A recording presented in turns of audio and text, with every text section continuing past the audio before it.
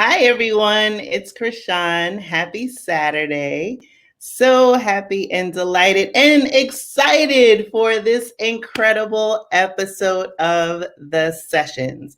So, for those of you who don't know me, I'm Krishan Wright. I am the host of the Blaxit Global podcast, and I am the founder of Blaxit Global. I am so delighted to come out of hiatus because you guys know I am not back for season 2 until January 4th. To usher in this launch party for an incredible new show, the Expats International Ingrams. It is currently airing on Amazon Prime. So I am going to be joined tonight in this very special episode of The Sessions with not just one, but two amazing guests. First, I will have none other than the star of the show, wife, mother, actress, attorney, philanthropist. The list goes on, Juanita Ingram. And I will be joined by co-producer and co-director, Brittny Williams. So without further ado, I will bring them on. This is going to be an amazing party. I want you guys to drop questions in the comments. We have prizes. We have so much going on. I want to feel your energy. I want our guests to feel your energy. So without further ado, I will bring them on to the stream. Hello, ladies. Hello. Hello. Hey. Hi. So I know it is evening for me, morning for you, but welcome, welcome, welcome. I am so excited and delighted that you are here tonight. I'm excited to be here. Really, really thrilled to be here. Absolutely. So thank you so much for having us. Yes. I can't hear Krishan. I can only hear Juanita. You can only hear, Juanita, can you hear me? I can hear you. Yes. Okay. Brittny, if you want, do you want to come out and then come back in? Brittny, can you go out and then come back in? Like go all the way out, close the window down, and then come back in. Okay, so sorry. Yes, I'll be right back. No worries. Okay, no worries. We're going to roll technology. That's right. We're going to roll with it. But yeah, right. Once we get situated, we can get to chatting. So Juanita, I mean, I don't know if you heard everything that I said. I mean, your list of accomplishments go on and on and on for miles. Thanks. Well, thank you. Oh, no problem. And I know you are joining us from Taiwan, and your early beginnings start way before then. You came up from Chattanooga. Yes, Chattanooga, Tennessee. That's right. That is right. Let's see. We'll see if we get Brittny back in here. Brittny, can you hear me now? Yes. Hey, all right. Good now. It is all good. You know what? It's a sisterhood tonight. It's a love fest. So we were saying, Brittny, that I was talking about Juanita making her journey long before she got to Taiwan, all the way in Chattanooga, Tennessee. And your husband is from Alabama. I'm hoping I'm getting all the facts right. Yes, that's true. He's from Alabama. Yeah. Wow. So you guys and your beautiful children, Kinsley and KJ, you guys are experienced expats. Yes. But, yes. Tell me a little bit about that. Sure. Our first expat stint was in London. So it started around 2011, and we were there for almost 4 years and some months. So quite some time. And yeah, we're not new to it. This is not our first time doing this. And we've been in Taiwan now for almost 1.5 years. So time flies so quickly. I know everybody is just now following the journey, but we didn't, that was 1 year ago that we came here. Yeah. So it's been quite a journey. And I think that's the bad part of the project, is that people don't know that it took 2 years for us to really bring, literally to the day, to bring this to the public. So it's been a journey, but we started being expats a long time ago. So I guess this is 9 years of us doing this now. So oh my God, old school. Yeah, and it's so good because, and we'll get more into the show, but part of what is covered in the series, and it's a docu-series, not necessarily a reality show, is that part of the story centers around you and your family and your journey from Indiana to Taiwan. But also another part of the story, arc is the bond between you and Brittny. And so not only are you co-producers, co-directors, but you're also very good friends. And so I in want real life, yes. Yes. I don't think I could have convinced anybody to do this if they weren't really, we were really good friends. Like, I think, everything that you see is really real. So me being like, oh, I think I need you to come for 4 months because I really need the help. That wasn't a storyline. that was real. Yes. Because truly, Kinsley is a creative, like pure creative. And so is Brittny, and they speak the same language. And what I learned, my mother is an educator, 32 years teaching in the public school system.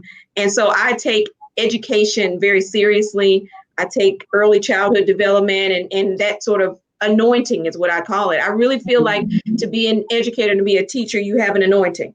And either you have that anointing or you don't. And I don't necessarily have that. I teach the way I learn, and that is not necessarily, how everybody can do learning. So my daughter was like, Mom, you teach like a lawyer, and you're boring. I try, but she and Brittny learn just almost like the same. Like, she would explain the same concept, but in their creative language, and Kinsley would just get it just like that. Whereas I don't know. I don't know if I overcomplicated fractions. I don't know. So before we dive too far down the rabbit hole, let's do a little bit of a setup, because for those of you who have not watched the series, there are, it's Juanita, her husband, and their 2 children as they move from Indiana to Taiwan. And part of the story is that Juanita admittedly did not receive the anointing to be a teacher. So her ride or die, Brittny, comes to the rescue in more ways than one throughout the series. And so part of the first time we see Brittny put her hero cap on is when she is tutoring Kinsley. And, we see some more of Brittny's magic as the series evolves. Yes. So talk about that. Like, what is it like for you to wear that hero cape? You don it on like effortlessly. I think it was because of what Juanita has been for me, like in my journey, and to build that bond, especially the respect I have for her and what she does and how she does what she does. And then, everybody can't do everything all the time for everyone. So there's going to be a time where someone needs to stand in the gap. And I felt honored to be that person for Juanita. I thank God daily for a friend like Juanita. And I was, like I said, I just felt like very blessed to be called to be that person in that season for her. And I didn't think, like you say, hero cap. I was just, that's my friend. What we got to do? Like, we got to get to Taiwan. What do we need to do? What do we got to do? So that's how I think of it. And, that's like my sister. That's how I hold her. And yeah. Oh my goodness. You guys is mutual. And I was telling Juanita before we jumped on, that when I watch the series and I'm halfway through, there are points in the series that, and especially early on, where I found myself getting emotional. And I'm not an emotional person by nature. Like, I don't cry a lot. I don't cry at movies. And I found myself watching, and I don't watch reality TV, which this is not reality TV. It's a docuseries, definitely different. But I'm watching it and I'm like, I was like, what is going on? but literally, there's so many things that just pull at your emotion and highlight. And everybody knows in the Blaxit Global Facebook group, I am not an expat. I have not made my journey yet. But I manage this group. I lead the podcast. I host the podcast, and I hear these stories and themes that repeatedly come up, whether you've made your journey or are preparing for your journey, are things like, preparing your friends and family. And what do you do to create a support system? How do you bridge that divide? How do you prepare your kids for that move? And you guys were able to touch on all of those aspects of it. And it didn't, even though you are an experienced expat, like you said, Juanita, you've done it for 9 years, your kids were in London for several years. There's still those things it's almost like you still go back to the beginning when it comes to another place in your journey. You want to talk about that a little bit? Absolutely. I think you're absolutely right. And that's part of the reason why I felt like now was the right time for the show. I had the idea for the show 5 years ago. Wow. And when we were living in London, and now was just the right time because I knew that this would be a far more complex journey because the language barrier that exists. So, in the UK, there's British English, which is different than American English. Yes, you should say trousers instead of saying pants and things like that. There's the translation but you're still speaking English. Yes. And so, there is certainly a lot of transition that takes place, huge change. But this time, it was a different conversation for two reasons. One, the location was going to be a real different type of transition going to the Asian continent. London is very diverse. It's not as though you're going to go to London and not see a Black person for months or weeks. You could definitely do that in Taiwan, depending on where you live, without making an actual concerted effort. Now, we are everywhere. We are, you'll see it in some of the episodes. We had a Black Lives Matter solidarity rally here. And honestly, I didn't know that it was there because it was like 500 Black people. And I'm like, where have y'all been? Everywhere, And so it was going to be different in the sense that being Black and on the Asian continent comes with different considerations, different experiences. Certainly the language barrier was going to be huge. And the second reason it was going to be different, the age of my children is very different. Moving with my son when we moved to London was 15 months old. Oh my gosh. I was still breastfeeding. He didn't care where he was, as long as I and the milk came. Don't judge me. It took a minute to wean him. It is what it is. So, and he was literally didn't even know that he was American. Like he just didn't remember even being here. My daughter was 3. That's a different journey because at the time your kids only care about you. And wherever their parents are, that's home. Kids are very flexible regardless of age. But this time around, my kids were, I think when we started this, he introduced himself. He was like, I'm 8 years old. He's 10 now. Wow. Yeah. Oh my God. He was, 11 years old. She'll be 13 next month.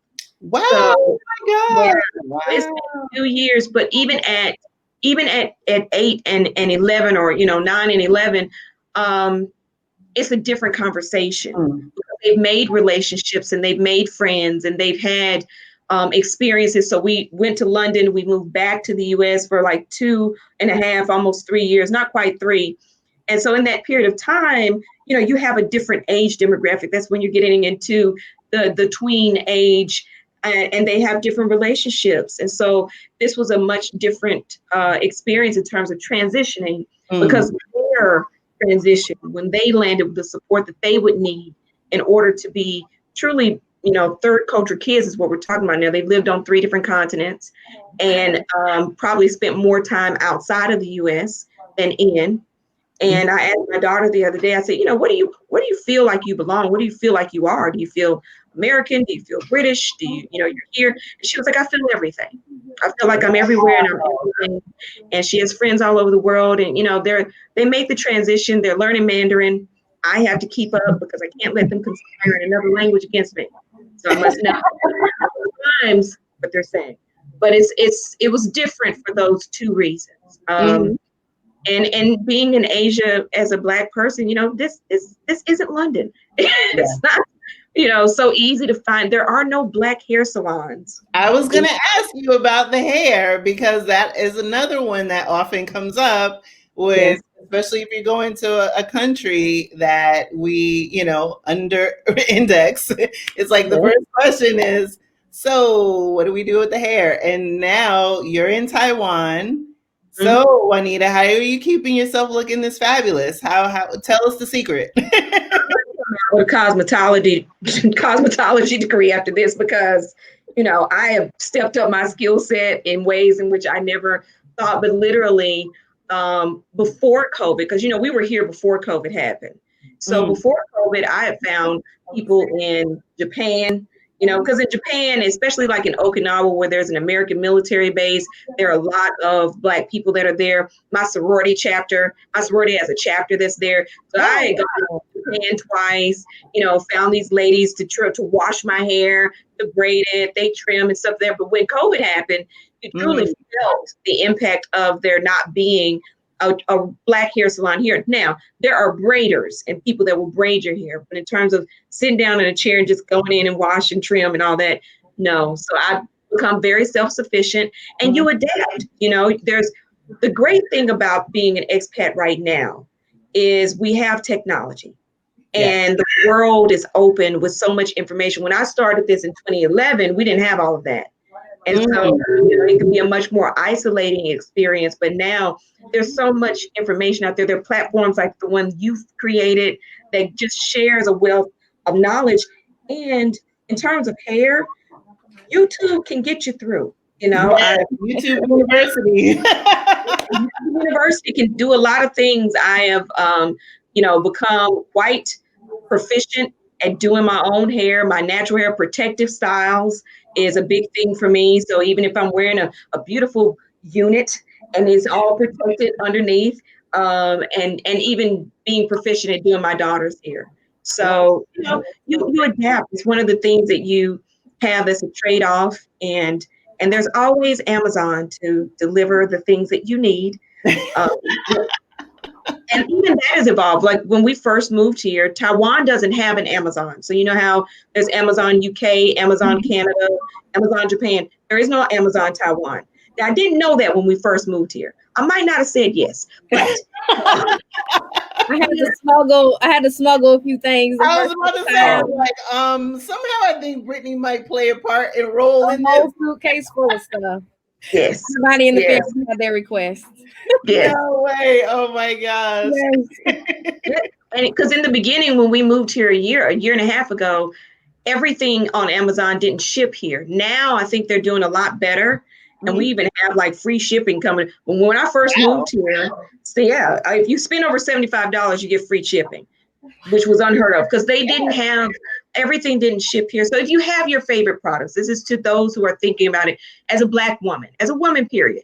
If you have your favorite products, I would stock up and bring what you need, because you just never know if you're going to be able to, find what you need, especially in the beginning or ever. So I know you talked about, in the series, you talked about, potentially flying people over or flying yourself somewhere like Singapore, where you had more resources. But I think, really the story there is that you have to get resourceful, crafty, leverage what you can, stock up on what you can to make that leap so much easier. So I want to talk to you a little bit more about the series, because I know, like I said, in addition to you two being friends, there's a lot of collaboration on the business side of producing a, 12 episode docuseries. Yes. So I wanted to talk a little bit about, we know it's on Amazon Prime, but the ownership. So, right now we're at a period, 2020 has thrown a lot at us. And it's also given us pause to think about things that, not that we didn't care about, but it gave us more time to think about the importance of it. And part of that is Black wealth and ownership owning something. So talk about the series from that lens, because you own this series. I do. Yeah, I own it, trademarked and all, and it's mine. And ownership is so important now, especially when you're trying to do something new and Mhm. different. And there are so many culture vultures out there. Everything that we do, it seems like there's this concept of culture appropriation that just doesn't even come into play when it's something that's Black. And it's our stories and it's our narrative or our style or our swag, and we get swagger jacked all the time by other groups. And I understand that part of it is a part of admiration towards our ideas and style, but it's so important not only for the sake of generations to come and making sure that, especially as Black women, that we get the credit and the coin that we deserve, but also from an aspect of protecting the narrative. Mm-hmm. We could have partnered with a production company for this. We could have partnered with networks. We could have done a lot of different things, but we really felt, I won't even say maybe halfway through, maybe not even, maybe before that, it's just so important that you protect our narrative. And this for me, it was with my family. This is my husband, it's my children, it's my story. And so oftentimes I was an entertainment lawyer. I had some entertainment clients, and some that were in reality TV world. And I just saw a lot, and I observed a lot. And I observed, especially when what we're trying to do is create a new subcategory within the genre of reality TV, because it's reality, but it's a docuseries, but we call it smart reality, docuseries, because in the past, our narrative, when we put it in the hands of somebody else, maybe it's true to form and maybe not. More likely than not, they pervert the narrative. They take it, twist it. We're always, being seen a particular way. And really, when I came up with the idea, when I was in London, I was in a nail shop, and there used to be this reality show called, well, I won't name the name, but it was about Black sorority life. It was only on for like one season. And then everybody was like, yeah, no, we're not going to, that's not going down. My sorority in particular was like, no, ma'am, we're not doing that. Yeah. But the impact of these particular type of shows that are supposed to depict reality is far bigger than just the entertainment factor. It's bigger than just the storytelling.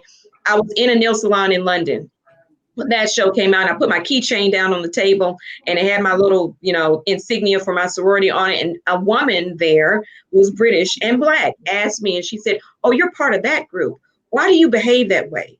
I saw the show. Why do you fight each other that way? You're supposed to be college educated Black women. Why do you behave? And it was a broad brush over every member of every sorority. And then it was at that moment I realized media really does impact how we are handled, how we are mishandled on a global spectrum, on a global scale. And it sometimes really in the media, that's all that they see.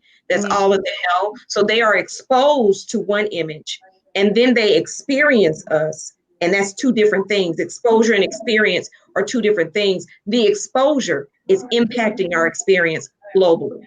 So I just wanted to be responsible with this and to normalize Black people just living and Black people being abroad, and to show something that hadn't been shown, and to normalize, hashtag, happy and Black, Yes. Because it is a norm. showing all of the arcs and the stories, and really the full, the whole experience, because you're looking at your husband, Black love, your children, Black family, and parenthood, your friend, so everything is shown in a full spectrum. And it's not fitting into, to your point, the stereotype of, throwing chairs or the emasculated spouse, or, all of those tropes, really. Yeah. And I think another thing that's important is the responsibility, like you mentioned, as a creator, to hold that space to represent what you feel is missing and filling that void. Because whether it's someone else of a different culture perverting, what we know that is a different experience, or let's put it out there, some of our own, going into that and perpetuating it. When we travel to different countries, we put ourselves out there, we're seeing and experiencing that playback. And so it's our responsibility to help craft the narrative and shape it in a different direction. And I take that very seriously with Blaxit Global. When I started this project, people had their opinions. It's like, oh, Blaxit, oh, is this a parody of, Brexit? And then it's like, is it Blaxit and all this other stuff? And, oh, you hate America. And it's like, no, I'm crafting what I know to be true. And then they listen to the podcast, or, they come into the group. And a lot of times people who listen to the podcast are not Black. And they're like, oh, wow, this story resonates with me. And it's just like, you have a responsibility to shape how you want to be in this world, how you want to move about in this world, because you're right, it is beyond us. You will have this entity out there for your children to digest, your children's children. My daughter watched it with me, who, every couple of days I'm like, oh, Maya, you're gonna come with moving me abroad. And she's like, no. So I'm watching the series, and she's doing the little peek over. Next thing you know, she's sitting next to me and pays more attention when she sees Kinsley, because she's like, there was a scene where you guys were in her room and preparing and paring down, let's say. Yes. And, so she's like watching intently. And I was like, oh, what are you thinking? Like what you would get rid of? Hint, hint. So who knows, Juanita, by the end of this show, my daughter might change her mind. So let's keep our fingers crossed. Fingers crossed. And that's the thing is normalizing kids seeing other kids living in this way. Yes. It's just to normalize that image for ourselves. Yes. Yeah. Brittny, were you about to say something? Well, I was going to go back to our decision to keep it like us, to keep ownership on us. When we pushed record, we actually filmed the first episode in one weekend. Wow. And it was to get a pilot episode done so we could shop it around at networks. And, the journey of a creator, of someone producing a show, it's ups and downs, and you get no's, and you get doors slammed in your face, and you get all of the things you'd expect when you're going through that. We got to like the 20th no, and we're like, they're not getting it. They're not getting what we're trying to do. They're not. And they didn't want to get it. Go ahead, though. No, yeah, it's not that it's hard to get. Real. They didn't want to get it. It's not that it's hard to get. It's that they have a different, goal in mind than what we did. And honestly, between Juanita and I, we're like, we're not compromising on this. We're not compromising on this. We're not changing, the ethos of what we're trying to do. Yeah. So by like the 20th no, we kind of looked at each other like, you want to do it ourselves? Like, you want to put it out ourselves? It was like, let's go. Because, what it was not going to be, we were not, and this is no shade to the franchises. I watch it all the time. No shade. Yeah, because here's the thing. There is something for everybody. And Black people in our journey, we're not a monolith. We have all types of varieties of different aspects and facets to our lives, and it's all relevant. You just can't keep serving up the same thing and never serve any variety. We didn't want it, people were like, oh, you need to turn it into an ensemble cast, and where's the conflict, and this was not going to be Real Housewives of Taiwan. I love that franchise. That's not what we were trying to do, because you already have that. And they do that well. Let's face it, it's popular. They do it well. And there are people that have laid the blueprint of a really entertaining and great reality TV, that this is not a knock to that. This is in addition. So if you give us a plate and you just keep serving me macaroni and cheese, as much as I love macaroni and cheese, and she does, I need some yams. I need a little bit of collard greens. Can I get a little bit of barbecue on the side? Can we serve a full plate of Blackness? And that's not what we're seeing. So that's what we wanted to do with the show. And we're really not willing to compromise with that. It wasn't all no's. Some of the no's were, well, if you change this, or if you change that, or, and that wasn't an option.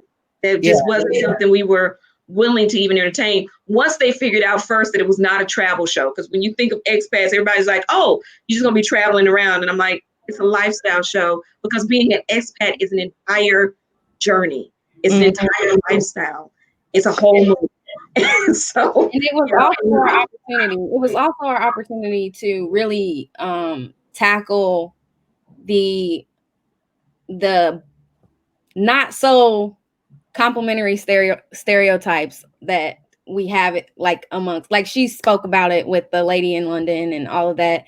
And there were situations that popped up and we were like, we can cut this out of the season, or we can handle it in a tactful way and show that not everything has to, I think one of the lines is, not everything has to end in nuck if you buck. It doesn't have to be kumbaya, but it doesn't have to be nuck if you buck. Like, educated professional women can end arguments by talking and not throwing a drink in each other's faces. So there's periods of that we're like, well, let's do it and let's talk about it and let's show a different lens, and Black love and Black children being so multidimensional, and just having a family be so dynamic. And I think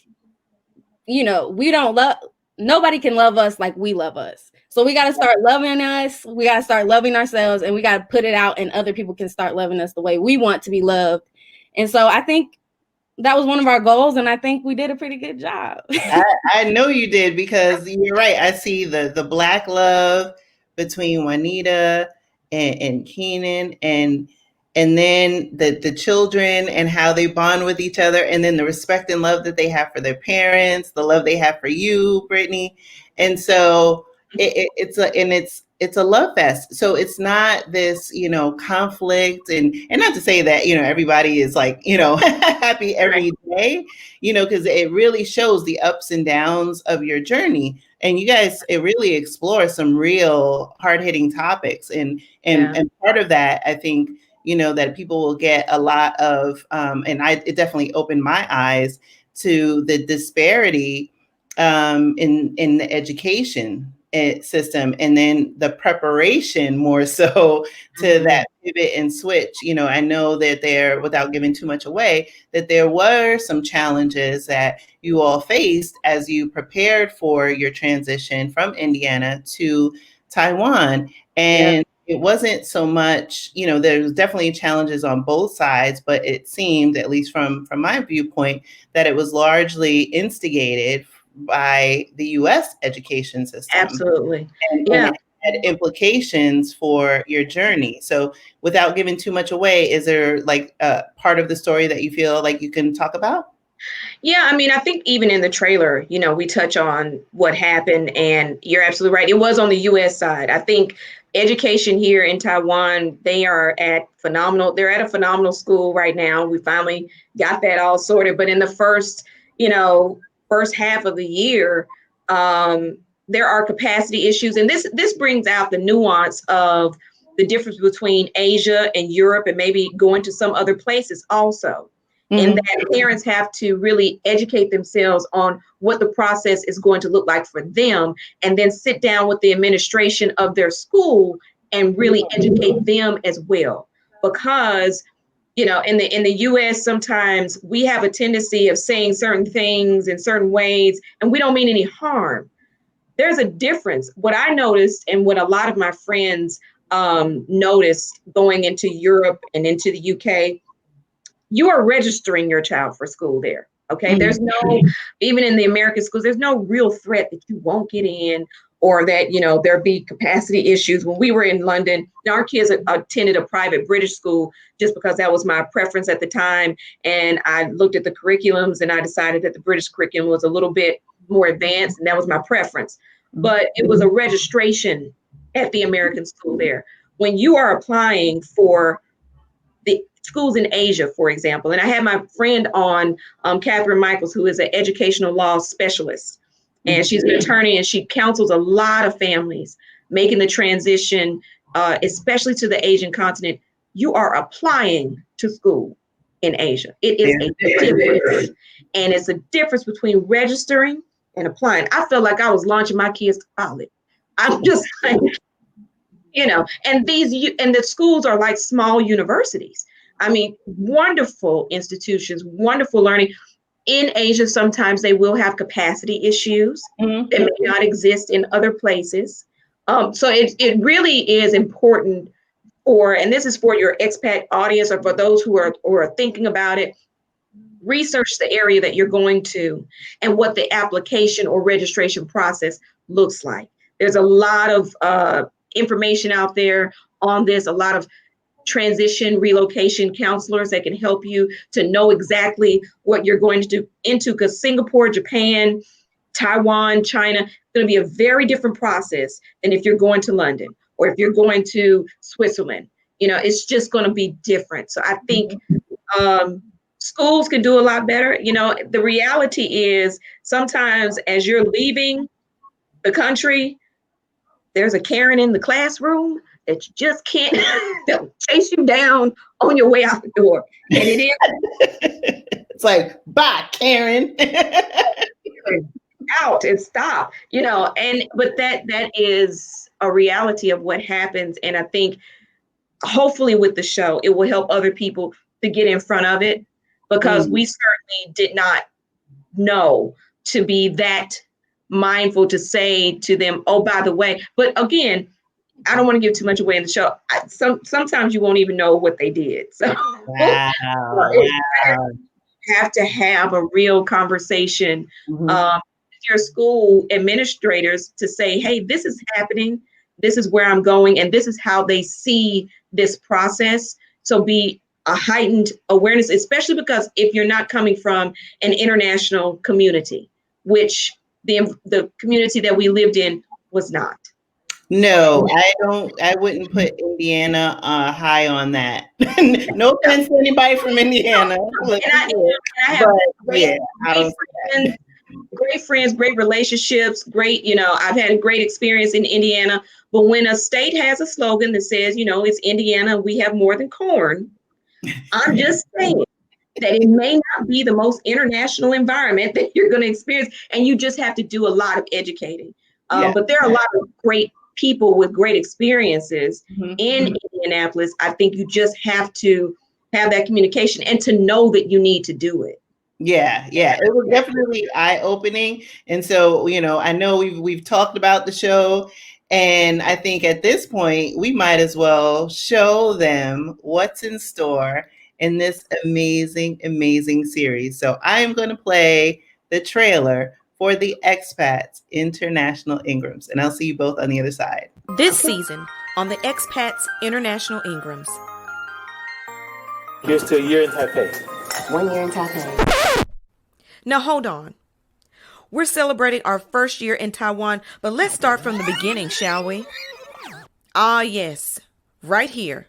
Can we talk for a minute? My wonderful husband came in. Today, I was asked about the possibility of us going to Asia. So we're talking, and then she says, we're going to Taiwan. And I go, I don't want to move. Nope, not doing it. Nope. The school in Taiwan rejected KJ. What? They took it on Kinsley too. She's not in either. Because we're a unit. And we don't have a school that will take our kids. I have to homeschool Kinsley. Buy a book or two. I mean, like, how hard could it be?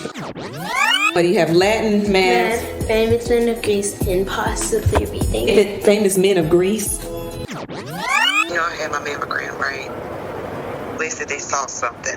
Okay, after looking at the MRI, it looks like you're going to need surgery to remove tissue in both breasts. I have to have surgery. There is 0 time to recover. Can y'all just stop filming? Just give me a minute. We had a lovely going away party, honey. Black Asian soul. Yes, the Blasian persuasion. They come and pack us on Tuesday. In 2 days? Yeah.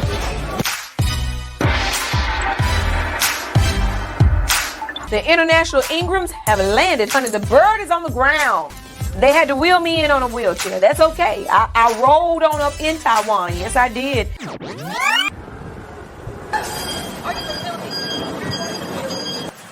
Two dudes have shown up and blown up the bathroom.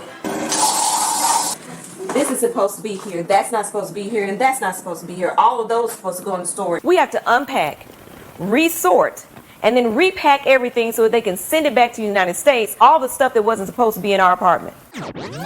We're celebrating our 15-year wedding anniversary, and our family and friends are coming all the way to Taiwan. 15 long years. Yes. This is our story, all about our family. Best Young Actress Award. I'm so proud of you, Pumpkin. The love.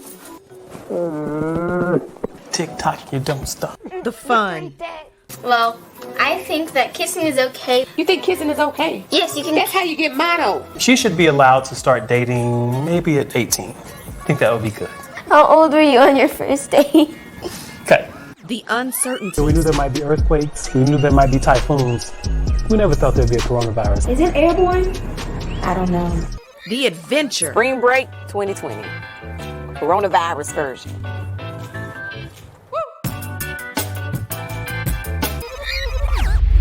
The unexpected. There was this guy that started standing there and just staring. And then out of nowhere, he just started like belligerently attacking me verbally. Blacks kill blacks. 50 a day. Were you a little disturbed? Because you seemed a little disturbed afterwards, like a little It was worried. just like surprising. New friends. Zach and I met at the Black Lives Matter Solidarity Rally. He's actually a really famous actor in China. For me as an actor, in the body that I walk in and the skin that I inhabit, I very, very much benefit from white privilege. I met a wonderful new friend, Jewel. When I found another Southern woman here, my heart just exploded. Girls raised in the South. I call it grits. So girls raised in the South. Two grits in Taiwan. Because mommy's having hot flashes. Gwen, Pilar, Shonda, and myself, better known as the Taiwanese in Vogue. Honey, no, you're never gonna get it. I signed us all up for a raw vegan cooking class. So we're gonna learn how to make these dishes. To rough chop it. Rough chop. Okay. Me and this blender are not getting along right about now. Yeah. It looks possessed.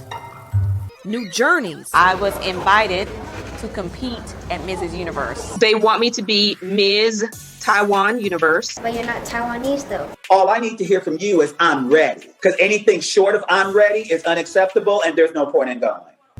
I need to get in shape. Push,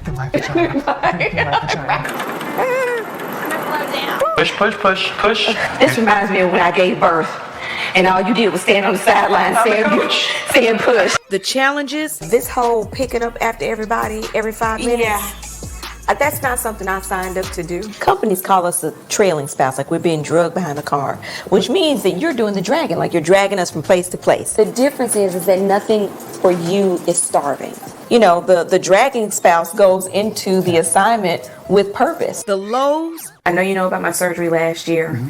I was just feeling like, okay, I'm getting through everything. I went for my mammogram this year, and they found another lump. The highs. I like so this to celebrate our first year, we're gonna bring back Soul Food Saturday. It was just in that moment that I realized how special and unique these experiences are, and that we needed to come together, make memories, and make sure that it's cemented in our minds that this is a moment of a lifetime. This is our story, from our family to yours. Why are we going out like this? Huh? Why is this the ending? It's a vibe. It's a vibe, Dad. Don't ruin it.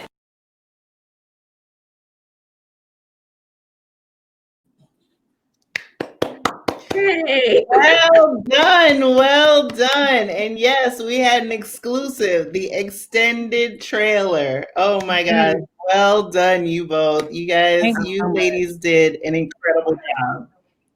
Thank you so much. Thank you. It was it truly is a love letter from our family, you know, to everyone and to the culture.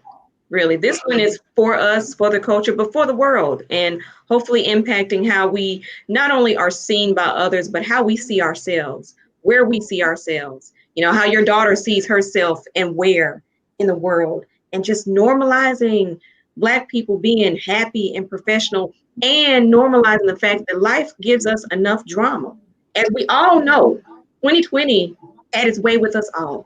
And so it's enough to deal with everyday drama. And I think there's hopefully something relatable for everyone in the show because it's honest and it's real and it's authentic and it's well edited thanks to Brittny, you know. So yes, and you know, another thing, you know, and it's funny because I might as well just say that part is that in season 2 of the Blaxit Global podcast, part of the stories that I'm going to be exploring with our guests is the point of view of the trailing spouse and, you know, some of the highs and lows that come along with that. Because for you, Juanita, you had, you know, a career. You also had your series that was on Facebook Watch, Legal Notion. You had other, you know, philanthropic endeavors that you had in London. And so it wasn't just the decision to move the family. There was, it seems like there were many layers to that. And then how you craft, you know, your new life where you are in Taiwan. You want to talk a little bit about that? Yes, you know, it's something that we really did dive into. And I felt like I was at a place in my life now where I could.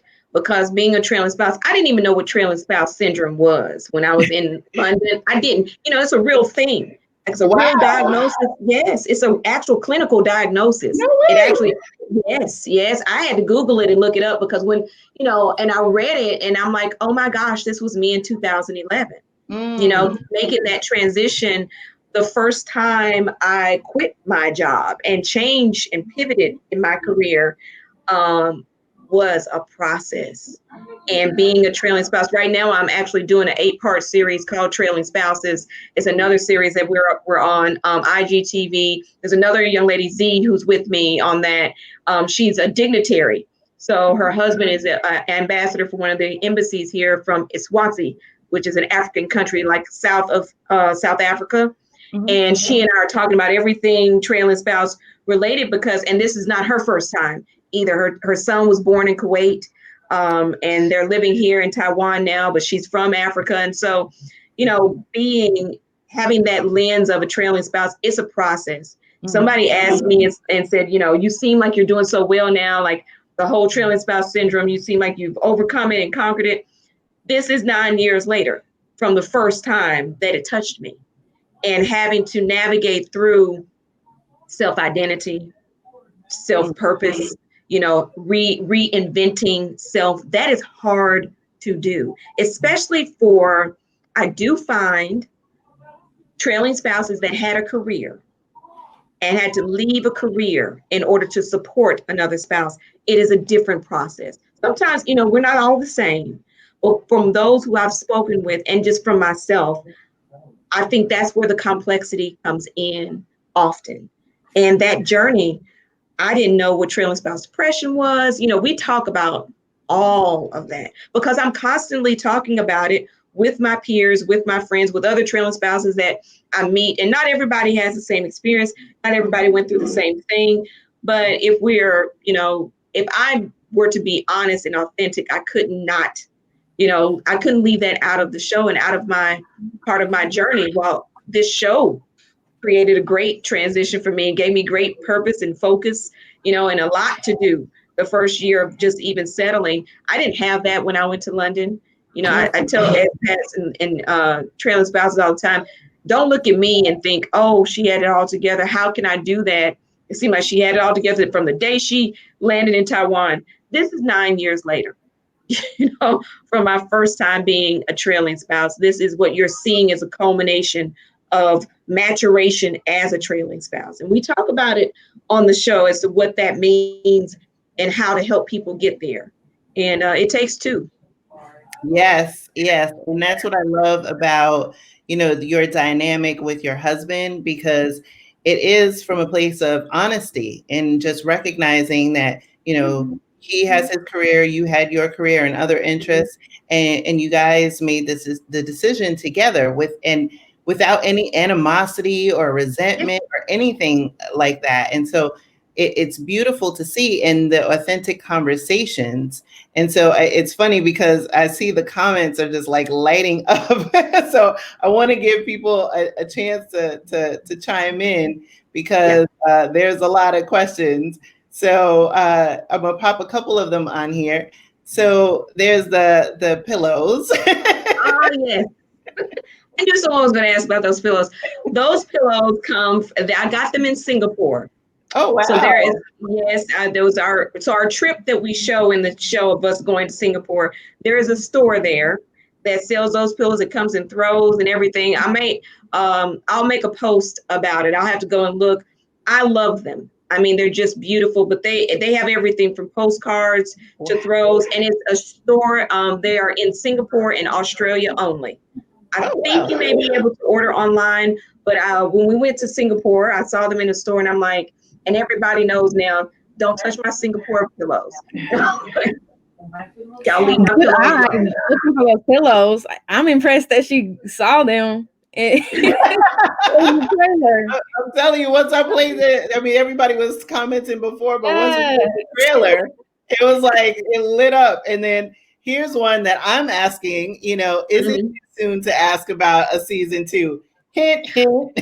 I know. Well, first of all, I want to say hey to Mitzi. Mitzi and I went to law school together. Oh my God. And that is my friend. Yes. And we actually clerked together in Chancery Court together. And she is now a judge herself.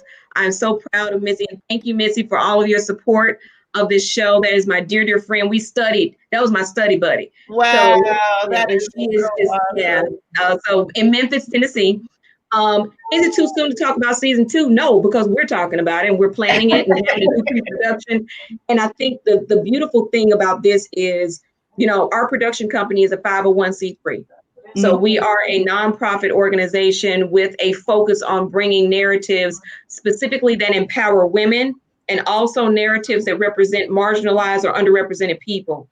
So that is, the thrust of what it is that we do. The proceeds and the streaming funds that we receive from streaming this show will go to fund season 2. So if you want a season 2, you need to make season 1 go viral because we are not selling this show. We are not going to do that. We are going to keep it authentic, keep it honest. We want to bring more awareness and even bring more people into the show. So season 2 will not just be all about the Ingrams anymore. We're also going to franchise the show. I can talk about that now because I'm trademarked and protected. Okay, I've got a great attorney. So a doctor does not perform surgery on himself. I got a great lawyer. She's actually my soror. Trademarks is all she does. But we are locked and loaded. We're going to franchise this. So there will be in the Expats Canada, the Expats London, the Expats Singapore, the Expats Thailand. It will maturate and grow. And that's the generational blessing that I hope to give to my kids and my great grandkids, that this is what it is. And I want to show more experiences. Again, normalizing us. This is what we do. We move around for various reasons. And so if you want to see that, because I dedicated a year of my salary. When we knew we were going out, I decided to dedicate an entire year of my salary to fund this. So this is self-funded. We didn't receive any funds from anybody else. That's why I call Keenan my sugar daddy. Because that's oh yes. He's my number one sponsor. Yes, he is. And I want to say thank you for wanting a season 2. It's honoring and it makes us feel like we're making a difference. So I want to say thank you guys for all the support. And look, Sarah said that she already posted it in 5 of her groups. So she's already doing some great work. Yes. But that's what we need, Sarah. That's what we need. Yeah.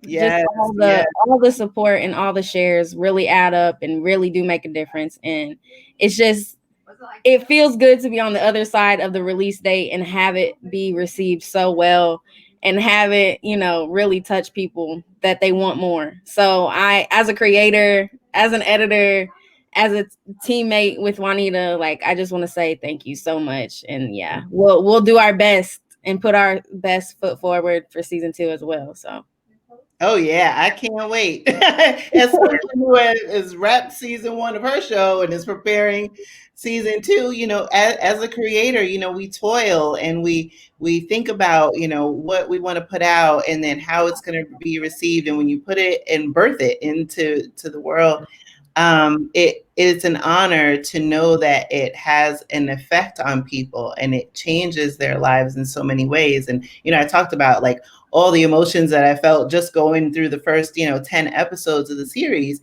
and knowing that, and seeing representation of us moving about this world, having different conversations, encountering other, Black expats, and talking about these multi-layered conversations. It's so important to put that out there. And so that's what I love about the series. I want to do my best to help, and definitely I see like the chat continues to go and questions are coming in. So of all the places you've gone, what's your favorite vacation? Okay. So it's interesting. We addressed this on the Trailing Spouses blog. One of my favorite places, and it will probably remain my favorite city, is London. I love Taiwan. I think as a family to travel, Taiwan is phenomenal. It is absolutely stunning. I don't think people realize how beautiful this island is, how diverse it is from a landscape perspective, how much it has to offer. The beauty that's here, the food is amazing. So for a family vacation, I love Taiwan. I'll give you my top 3. I love Taiwan. I love Austria. Was beautiful, absolutely stunning. And also, I just had it on the tip of my tongue. Lisbon, Portugal was amazing as a family, for a family vacation. Singapore as well, because Singapore has an amusement park that's there, and it is just amazing. So there's a lot, those top 4 for families. Place to live, I still love London. I just think it's just an amazing city. It's an amazing place. It's very diverse. And I still run Dress for Success Greater London there. I'm there, well, before COVID, I was there 3 to 4 times a year. Hopefully one day we'll get back to doing that. But to live, it's hard because right now in the midst of COVID, Taiwan is my favorite place to live because we are 250 days COVID free with no so right now, Taiwan is the best place in the world for many, many, many reasons. But I think overall, removing COVID, for a family, it's also Taiwan is the second safest city or country in the world. So having a preteen and having a teen living here, I don't worry about her, going to the mall or going to certain places. It's just a very safe environment. So yeah, that's the answer, the long-winded answer to that. Oh, great. Can I shout out some people that I see that? Yeah, go for it. Miss Zinda and Miss Indy, and is there some more? Do you see any more, Juanita? I see a few. I see a lot of people that I know in here. Tanisha, a whole bunch of folks that have been in and out. And there's one question on here. The question from April Greer. Can you pull that one up? I was just about to put that one up. Yes. April, thank you so much for asking that. We did touch on it earlier, but I think it bears emphasizing and clarifying in terms of her question is, why is it a docuseries and not a reality show? So it's a new genre, a new subcategory under reality. We do call it a reality. It's smart reality, and it is a smart reality docuseries.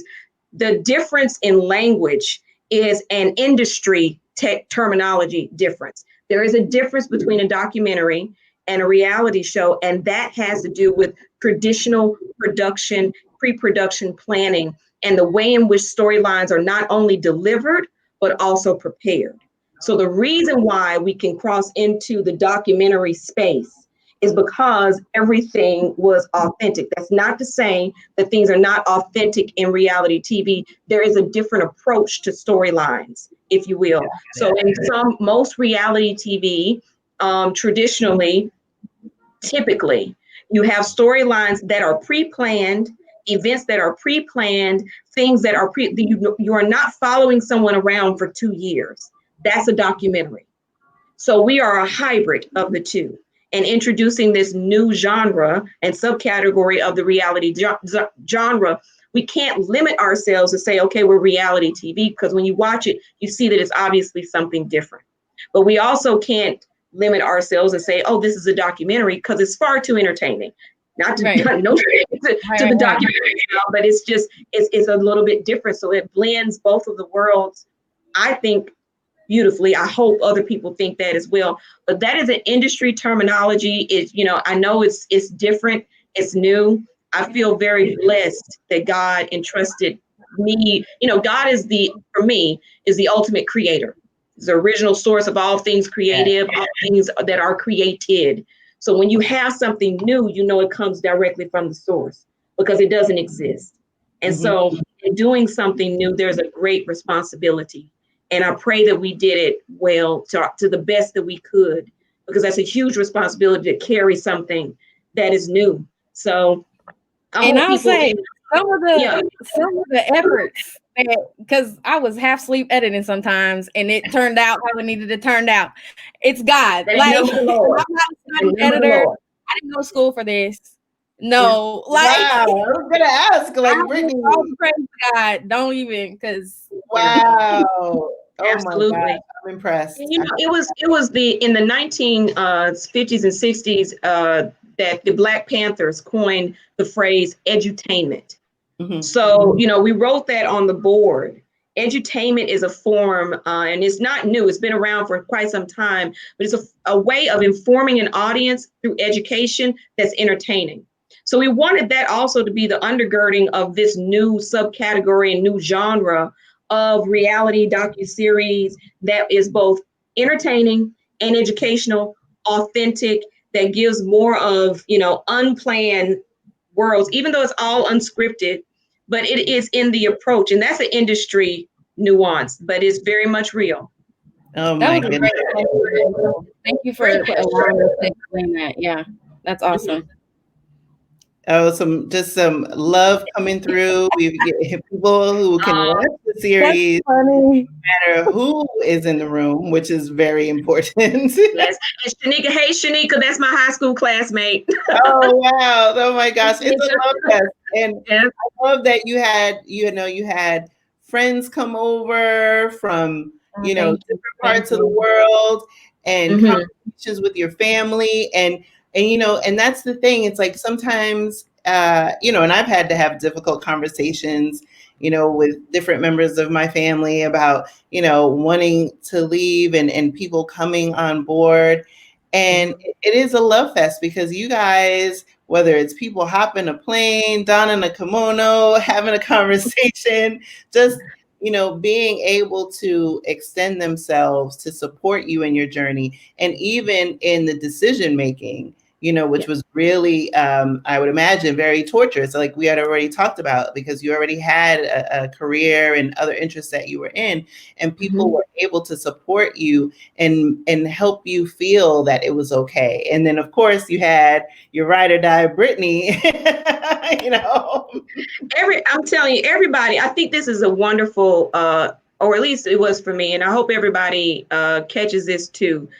When women support women, when we support one another, it is pure magic. We can do anything.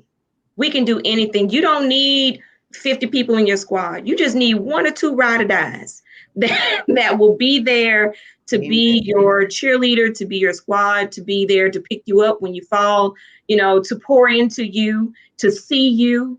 I think the beauty of sisterhood is something that hopefully you see it on the show, but the backstory and the back end of all of this, that is something that will always be touching and moving and life altering for me, because, Brittny and I met. She was actually the producer on Legal Notion.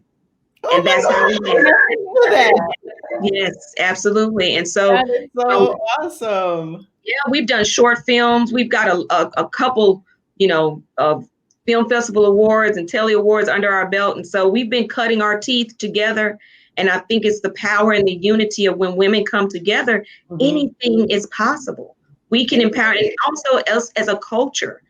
we don't have to rely on other people to tell our stories. We can have our own voice, our own stories, our own shows that are authentic and true to us, that we watch with our family, that we watch with our friends. And I saw Tanisha's, that's my soror, and talking about watching it with her 13-year-old and not having to, turn away. And I think there's something for everybody. There's nothing wrong with any of it. There's nothing wrong with what's out there. I watch it all. I enjoy it all. We just need all of us to have something, to have a narrative, to have a voice. So in every genre. Exactly. And I'm excited. And I know you had posted, Juanita, about, and I don't know if you're going to do it on the live or you're going to post it after, about the giveaway that you had.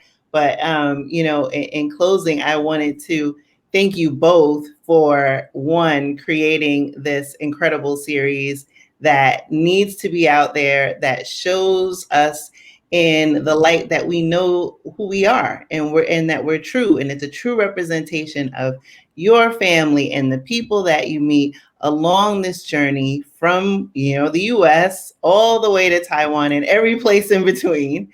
And and just there's so many layers, the connectedness, the bond, the working relationship, everything that is to come. And I'm so excited, and I'm glad that there's going to be a season 2 or franchise. I'm here, and we are here for all of it. So for those that are watching, I want you to head to Amazon Prime. I want you to get on Amazon Video, to look up the Expats International Ingrams, watch the series, share it everywhere, tag your friends, tell them about the group, tell them about everything. Follow Juanita, follow Brittny, follow everybody. Thank you so much. Oh, no problem. So just in closing, and we can post it in the comments after, but for those that want to continue to engage, where, aside from watching the show, can people find you? Well, we are on Facebook. We're on Instagram, The Expat Show. We've got a website, so feel free to follow us on there. I have my own personal Instagram and all of that, but for the show, I really want people to plug in, follow the journey. We've got outtakes. We've got conversations that were just too long. Brittny is an editing genius. And so, the episodes, they flow really well. And so some of these conversations that we have that were really important, but we couldn't put it all in every episode. So you'll see footage and conversations and extended things that you won't get from the show just following along on Facebook and Instagram. And we're there, The Expat Show. And we're even on Twitter. I'm not a Twitter person, but we're on there too. So, we're everywhere. What really touches me is when someone shares their favorite part of the show, because it's just interesting to see what people connect with and what really gets to different people in different walks of life. So I'm interested if you guys watch the show and you can comment on the Expats page, your favorite, or share the post, or just, that's what I want to see as a creator, what really touched you guys. So yeah. Awesome. Well, you heard it from these wonderful, talented ladies, what to do.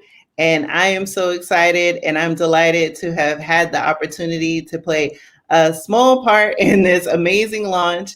And I am honored to have held space with you tonight, my night, your day. Thank you. Yes. Thank you so much.